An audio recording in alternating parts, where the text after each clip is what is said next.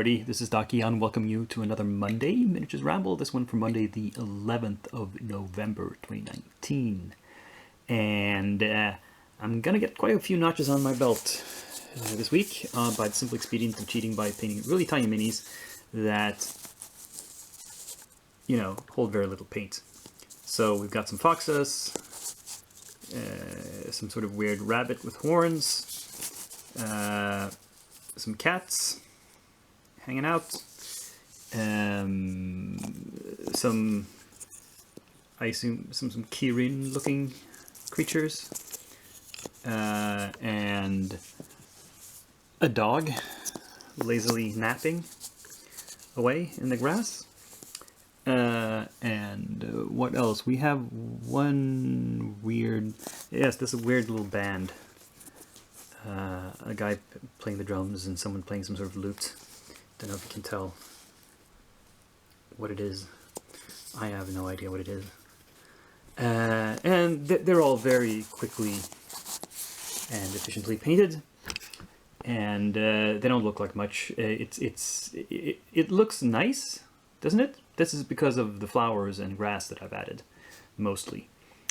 And the fact that I did spend a little bit of time on the foxes, getting the pattern right, getting the red fur with the white tips of the tails, and the white face, and the black socks. I didn't spend nearly as much time on the cats because they were so small. Trying to get patterns on the cats, I felt, would be a waste of time. So they're mono-colored, all of them. This one is gray, for example. On the Kirin, I just painted a couple of colors, a sort of blue-green and a yellow, a dark yellow, and that's about it. The dog is nothing, it's just some dry brushing and a few washes, basic brown. I couldn't come up with any cool ideas, so I just, whatever. But that's 17 minis, holy crap. Yeah, no idea what I'll ever use them for, but here they are. Yeah, and you could say perhaps slightly related to those woodland animals, we have some of the forest bandits. These are the 3 models I brought to last Monday's painting session at the game store, and I finished mostly there. I did finish up the basis back at home. We have the Stag Lord, who I spent a lot of time, no, not a lot of time, but I spent some time painting the back portion of him, like the back part of his loincloth, for example, which is completely covered up. But just know that it is decently painted under there. It's not just black. Why I bothered, I do not know.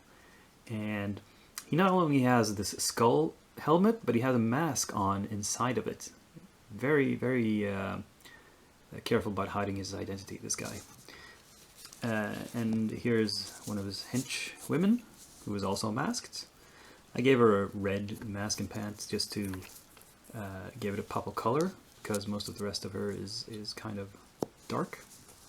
You know, most bandits would wear dark stuff. And here's some of their loot. Some bags and some loose coins and a pot of gold in a pouch. And yeah, that's what I got done on the bandits. You'll see a bit later in the video, this episode, that I started a lot of other rogues and bandits and the like. They're not complete, they're like half finished, thereabouts. But they're in the pipeline, but they did not get finished by today. And the final 2 finished minis this week are some more Reaper Bones. We have the Dire Bear, which is very simply painted because there's not a lot to this model. He's extremely simply posed and sculpted, and it's just a bunch of fur. And, you know, I tried to make it a different color than other bears I've painted. A bit more grayish, perhaps. Not a black bear, not a brown bear, something in between. And there's the dragon plant, which, I don't know, I tried to paint not just green, but put some different colors in there. Make it seem like a to be a carnivorous plant. And add some flowers to the base just to make it look more planty. And yeah, a very rough paint job, but I think it works for what it's supposed to be. So that was an impressive amount of minis this week. You know, again, with a little bit of cheating, but let's see all the stuff that is still left to do. As for work in progress, we have all these ladies. We have 2 ladies from the Stephanie Law Kickstarter set, the Dark Sword minis. We have all these Reaper rogues and bandits. We've got some dude bandits here in the back. And we have the harpies, which have been started. These have all been more or less, you know, painted a little bit here and there. In the back you might see this is an old harpy. This is the same Reaper Bones harpy model that I painted one of previously. I don't know, a year ago, 2 ago, 3 years, I'm not sure. So I'm using it as reference to, I can't not match it exactly, but you know, do something similar. You might notice that I've tried to make all the hair colors different. This is because I want to be able to separate them on the table. Just note which one is which. And yeah, not a lot to say really.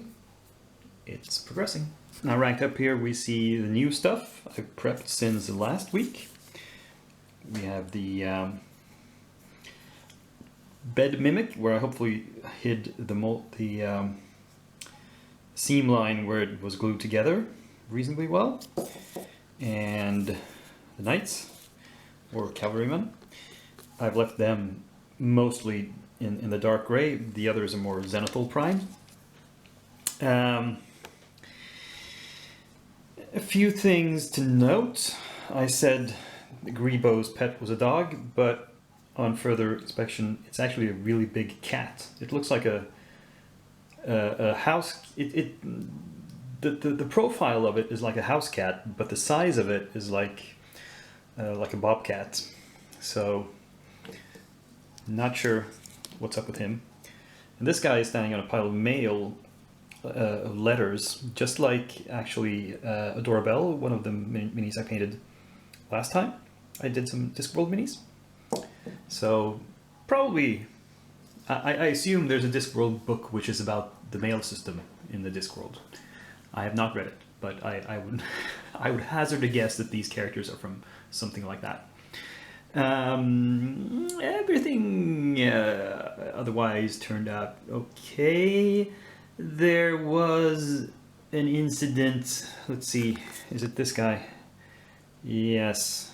Hopefully you can't tell, but there was too much material between his sword scabbard and hilt and the body.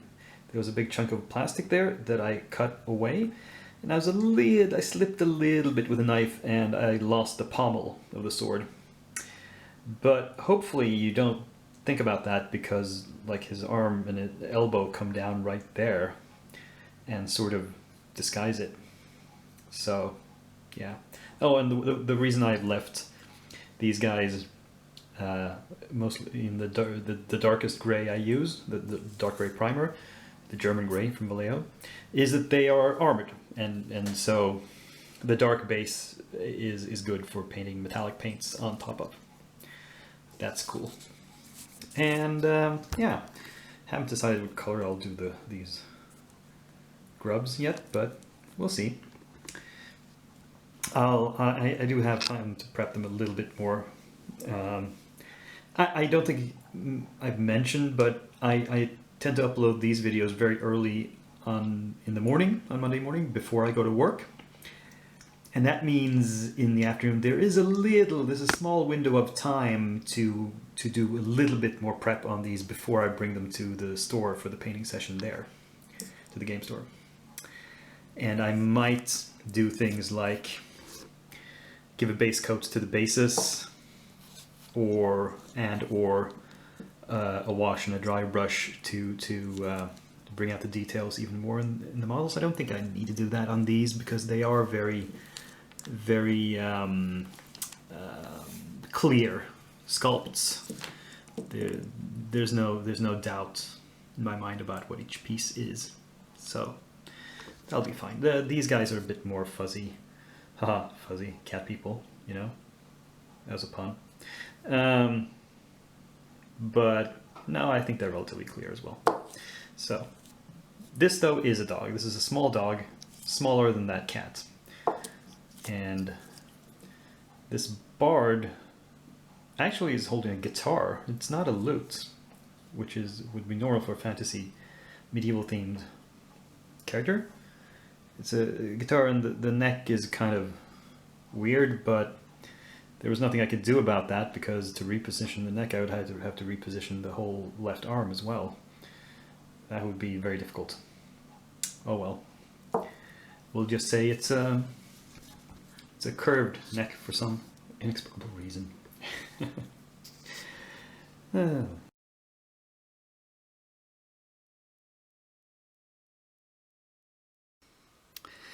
Now, for new projects, the ongoing saga of PostNord, that is the Swedish and Danish Postal Service, completely fucking up, continues. There is a package on the way to me. I've already paid import duties on it, and I know it's the package from a Kickstarter called Rise of the Mimics. If you've been following my channel for a long time, you'll notice that a year or two ago I had this Kickstarter for resin minis that were of mimics in various forms instead of just the usual chest. There was a bed mimic, a door mimic, a hat mimic, and so on and so forth. And so when they did a second Kickstarter for even more mimics, I backed it, of course, even though it's from the US. And I've decided to stop backing stuff from the US because, again, the importing is so freaking complicated and expensive these days with the new rules. But I did it anyway, and I'm sort of regretting it because the Postal Service have seemingly lost the package after I paid import taxes on it. And they don't seem to know where it is. And I'm beyond frustrated with this. But anyway, that is a problem for another day. I have to find, and I was planning on starting up, I thought I would have those by now and they would be my next painting project. Oh well. So, let's make lemonade out of these lemons because I have another project and it is another Kickstarter. This is another one of the mini Kickstarters from Midland Miniatures, which is for Halfling Adventurers. And it's a group of, I think, 1, 2, 3, 4, like 7 Halfling Adventurers. And the same guys except sleeping on the ground, or maybe dead, who knows. I also got some Halfling civilians as a bonus add-on to this project, but I'm saving those for later. I think 14 minis is quite enough in one go. And the reason I'm adding these, besides it being old minis that I need to get out of the way, because besides, you know, I don't have a lot of Halfling miniatures. It's not something I usually paint. And in the new campaign I'm starting up a new short campaign, a game called 13th Age, which is sort of a D&D variant. And one of the players chose to play a Halfling fighter, female Halfling fighter specifically. And I realized that there is a mini in here, which is perfect for her. It looks like this. So, and I thought, if I'm going to paint, I can't just paint one miniature. I have to paint the whole set. And so they will all be based similarly and look sort of similar. So that's one project. But I was also thinking I should get something to paint at the game store next Monday. and I want to get something human-sized. So I picked out 3 more of another Kickstarter. I painted a few of these before. It's from a company called Minx Miniatures. They make slightly larger scale minis. I think they're 32 millimeter instead of 28, or at least 30. And these are a few of the ones I have left that are normal human-sized and in sort of normal poses, not very advanced poses. We have some sort of sorceress, we have a female rogue, and we have a male witch or sorcerer or something. He's sort of lightly armored or unarmored, and he's carrying a spear, which in D&D and 13th Age terms might mean that he's a sorcerer. And I do have another character in this new campaign who is a sorcerer and who is carrying a spear. Now, he's a half-elf, but this guy is wearing some sort of helmet or something, so you can't really see his ears. And, you know, so that might work for that guy. So, yeah. Thus, I have a lot of stuff on my plate, even though the stuff I thought would arrive didn't. See? And also, I'm going to paint a few of these minis are actually going to see immediate use. That's always good. Making the best of things. Anyway, that was another chock-full episode of Trials and Tribulations, and I hope you enjoyed it. Click like if you did, subscribe if you haven't done so before, comment if you have something to say, or even if you just want to shout encouragement. Share the video if you know somebody who might like it, and above all, check in again in a week from now for next episode. Until then, Dakian is signing off.